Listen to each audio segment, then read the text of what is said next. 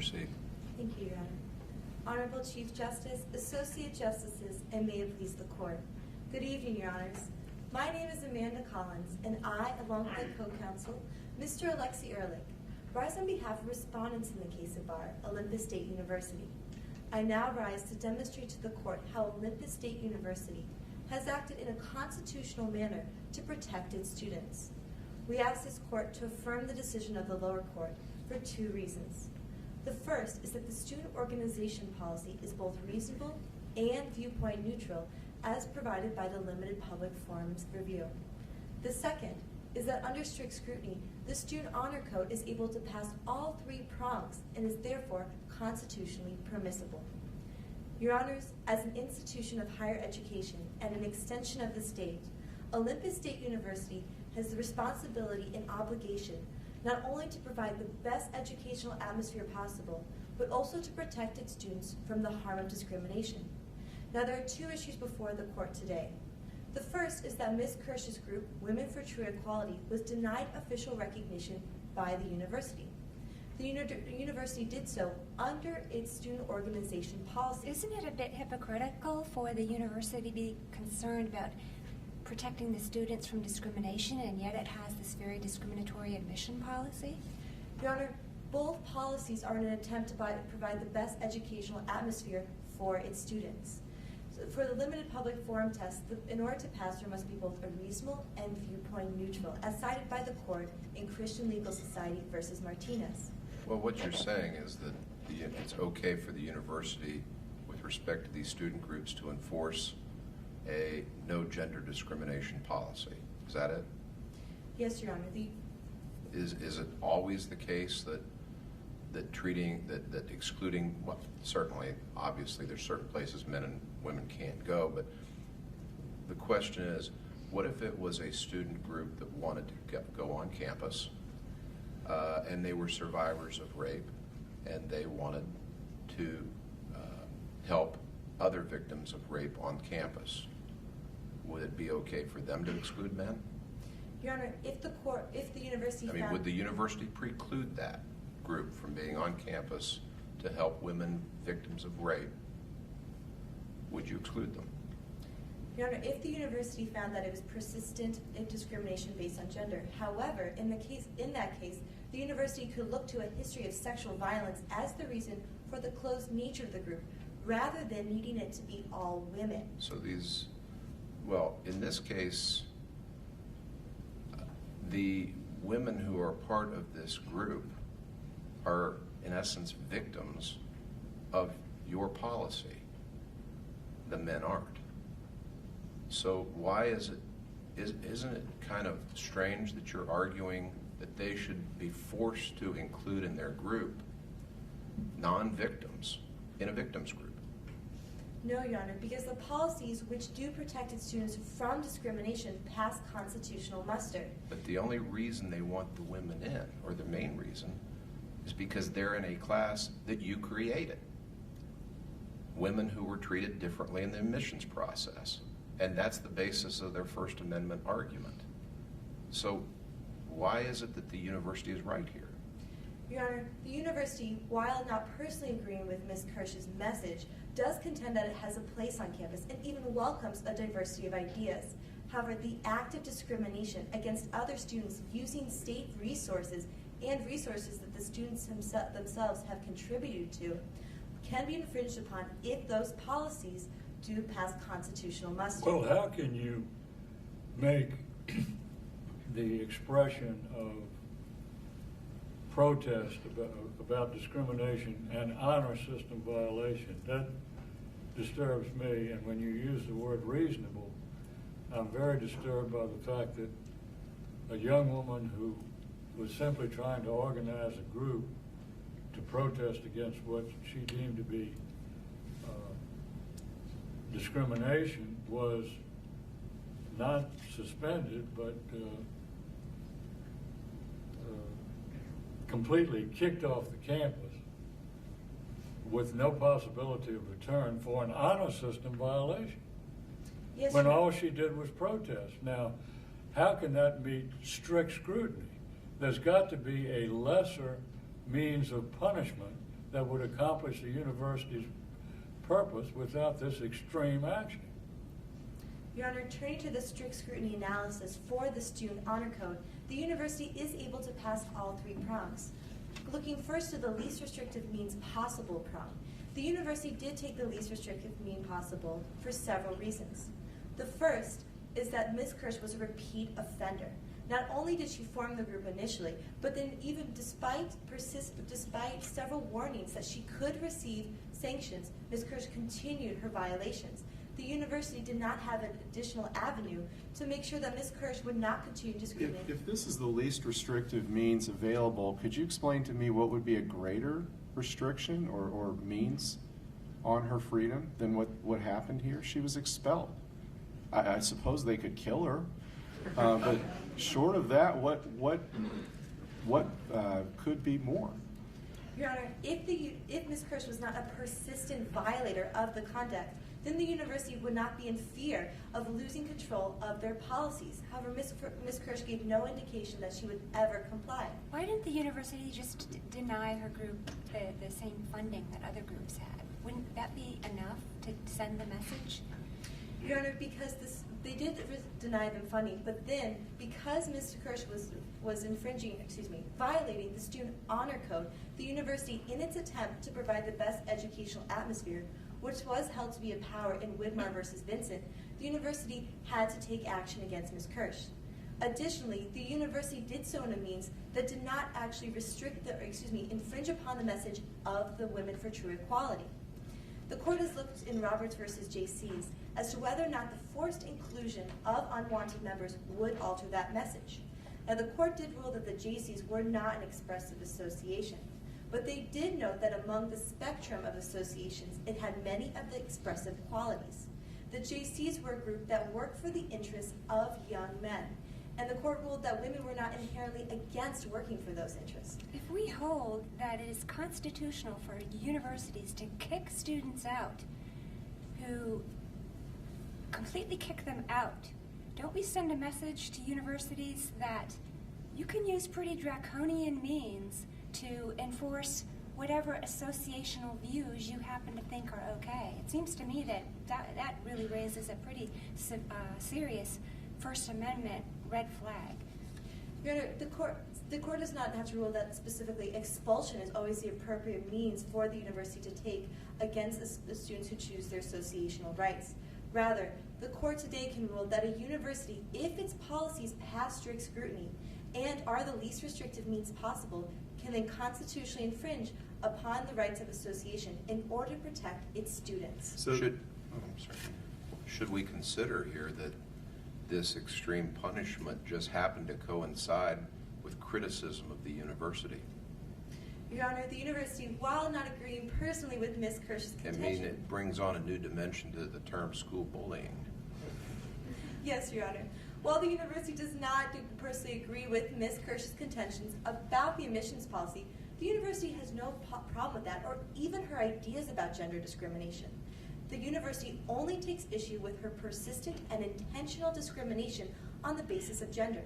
So the university is opposed to single-gender organizations on its campus? Yes, Your Honor. Well, do you have co-gender sports teams? Your Honor, sports is a different sector since there are Title IX privileges afforded, and there are different kinds of needs there. Men and women have to go to separate locker rooms. Here, Ms. Kirsch is meeting on the university's facilities in an open coffee house.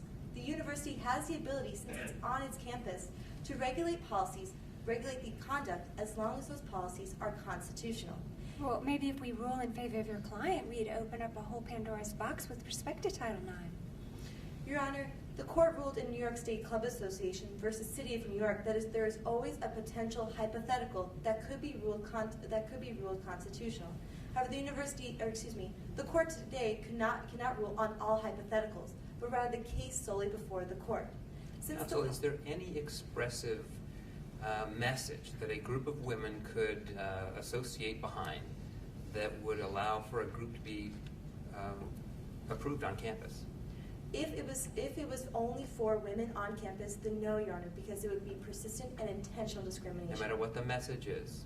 or how tied to issues that women care about in a different way? Your Honor, I see my time is up. May I Please conclude? answer. Thank you, Your Honor. No, Your Honor. There is no possible message that women could form because the university, as held in Christian Legal Society versus Martinez, cannot pick and choose among its student groups to determine which message is worth protecting the ability to discriminate and which message is not. Olympus State University plays no favorites and protects its students. Thank you. Thank you, Ms. Collins. Petitioners, Mr. Ferguson or Ms. Tipton?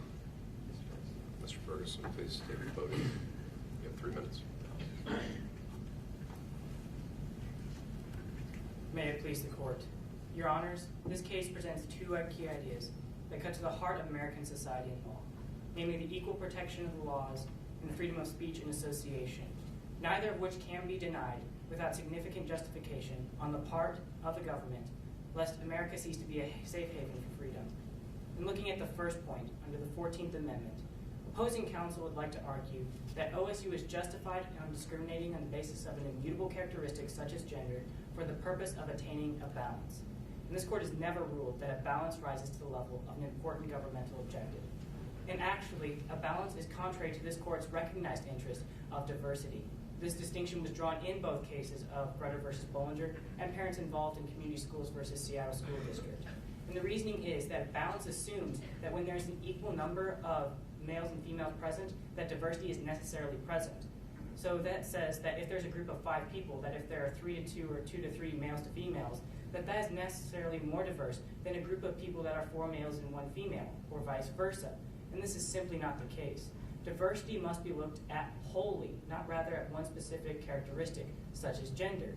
And to determine when diversity is present, this court has used the idea of a critical mass. Counsel, if there's no right to balance and we're not supposed to, or the state's not supposed to take gender into account on that level, does that call into question the continued viability of Title IX, which opposing counsel addressed in her argument, which, as you know, required equality in sports and other provisions at universities? It seems to me that it's time to dispense with that statute.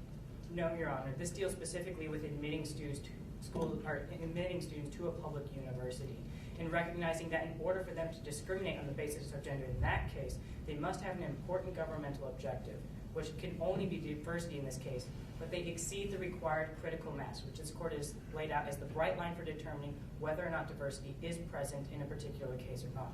Because it exceeds that and proceeds to balancing, OSU's policy is unconstitutional and unnecessarily violates Ms. Samantha Sommerville's equal protection rights.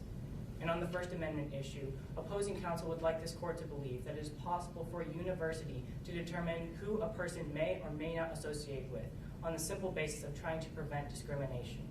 But the only discrimination laws that this court has discussed in our record is that dealing with public accommodation laws, such as Roberts versus United States JCs or New York State versus City of New York.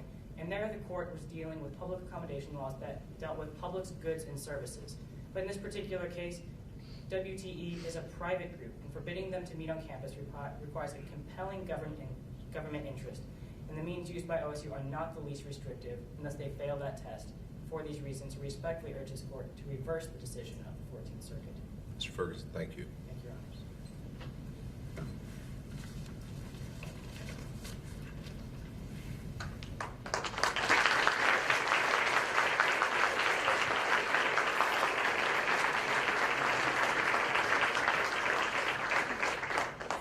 That was a great round. All right, that was a great round. One more time, can we please give the competitors a round of applause?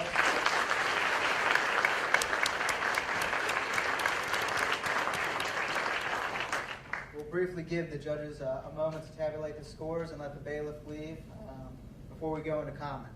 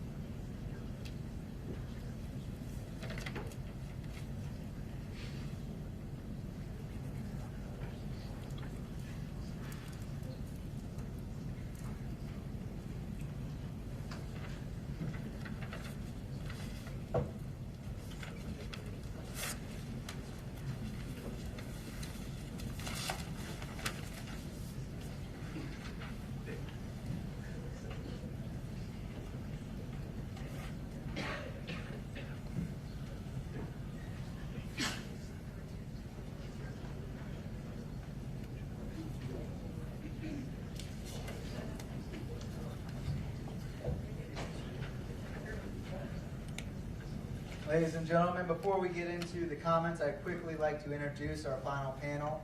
From left to right, we have Professor Michael Hernandez. He is the faculty advisor for the Regent Law Moot Court Board. To his left, we have the Honorable Judge Morgan. He is a federal district court judge for the Eastern District of Virginia. To his left, as Chief Judge, we have the Honorable Justice Brent Benjamin with the West Virginia Supreme Court. To his left, we have the Dean Brout. He is the Dean of Regent Law School. And then to his left, we have Miss Laura Hernandez. She is a senior attorney at the American Center for Global Justice. Can we please give them a round of applause?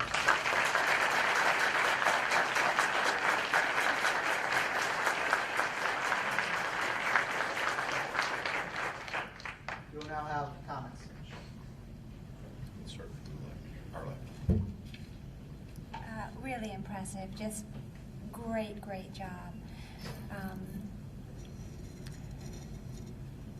I think that you did a phenomenal job in responding to questions, both teams, in eye contact, in we threw you some curveballs for sure, but you never lost your poise. I just applaud both teams. Superior. Yeah, I agree with that. I am really impressed. I'll tell you, when I was in law school, I could not argue a case that well in law school. Outstanding knowledge of the record, of the cases. Even when we threw questions at you, nice job transitioning then back into your argument and sort of moving things forward. Great demeanor, I think, as you argued. I think if I had one constructive criticism, and just throw this out to the group as a whole, you obviously know the law, the cases, you prepared well with your advocacy skills. If you had added anything more to your preparation, I think it would be to think more through what are the logical conclusions of some of the arguments I'm making. If I get pushed in this direction too far, is that going to push the law too far in this direction? Or what's a line that the court would have to stop at? And so yeah, I would say think a little bit more through that, but outstanding. I guess I'll make one dean comment. I'd love to see any of you in our program starting next year. My turn. Well, since I'm not with Regent, I can say something he can't, which is he'd love to have you all here as law students, right? So you can't say that, I can't. The dean made a very good point about, and I think it's probably something that reflects from all of us, is that I wish we could have done the same in law school, but I'll take that one step further.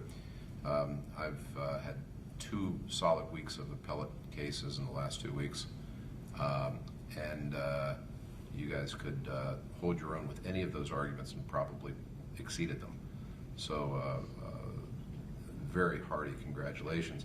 Now, I'm saying that, and I probably should tell you that before we came down here, I was commenting that with the caliber, and this is to everyone here, with the caliber of the arguments that I'd heard over the last 2 days, especially as it continued on, I was expecting to get a very good set of attorneys, or hopefully to be attorneys at some point.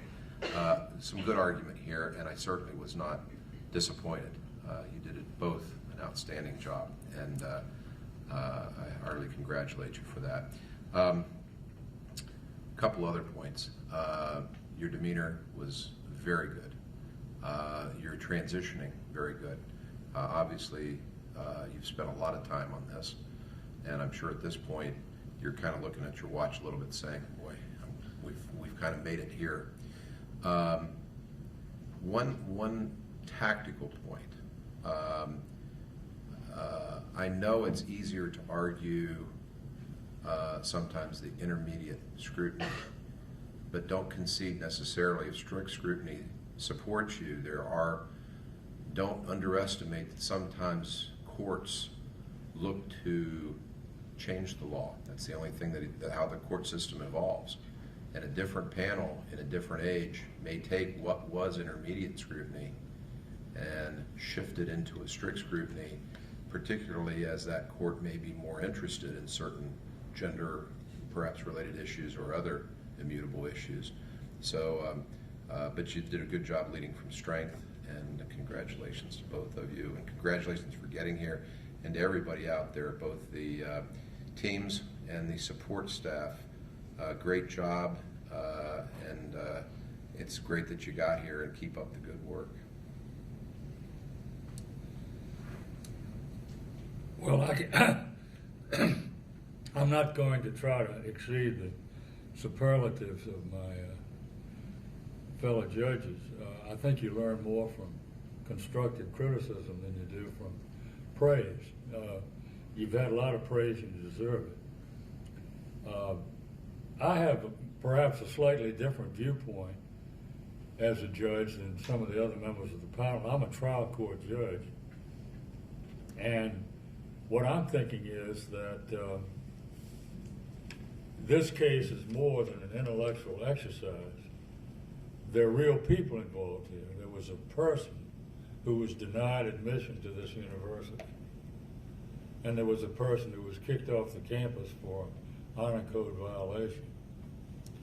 And I think you can make something of that in your argument and remind us that we're not dealing with strictly an intellectual exercise here. We're dealing with real people and the deprivation of rights from your standpoint that those real people suffer.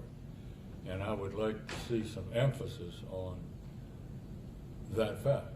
In other words, as you could tell from my question to the other side, it disturbs me that somebody's kicked out of the school for an honor system violation for merely espousing a theory on a college campus.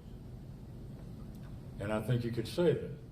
My client was kicked out of school, expelled for an honor system violation for attempting to espouse a cause in which he believed while on a college campus.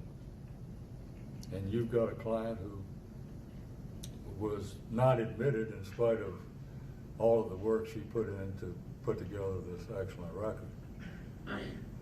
Now, on the other hand, you're representing a university.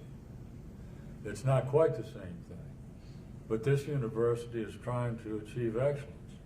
It's trying to compete with the best universities in the country. And in so doing, it's entitled to do everything it can to advance itself. And if you only admit 15% of your applicants and some other school admits 7% of their applicants, and that other school has more diversity, then I think you can say it that way.